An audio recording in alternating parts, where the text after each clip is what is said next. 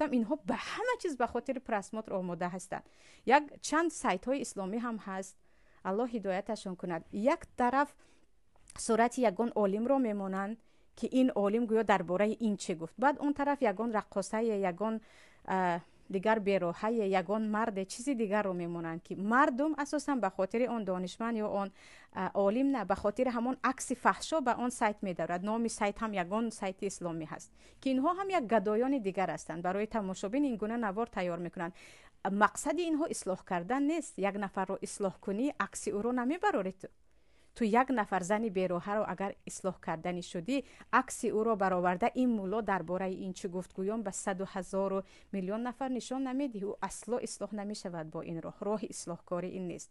گدای تماشابین است بیچاره که برای تماشابین به همه این کارهای پست دست میزند. اما چه خیلی گفتم، من و شما با تماشا کردن اینها، با دادن عمرمون به اینها در نزد پروردگار جواب میگوییم. از خود پرسید بعد از دیدن اینها ما چی به دست می آوریم؟ وقتمون رو به کی دادیم؟ عمرمون رو به کی دادیم؟ به نزدیکی کتاب خوانده بودم، قیمت و زمان عند العلماء بود، یعنی ارزش زمان در نزد علما. علمایی بودن که حتی با اطرافیان کم صحبت میکردن که من وقتم خیلی گران است، من باید از پس کاری باشم، با صحبت زیاد با شما وقت من میرود. صحبت یک طرف استاد، ما همین خیلی فقط تماشا میکنیم رو بروی اکران.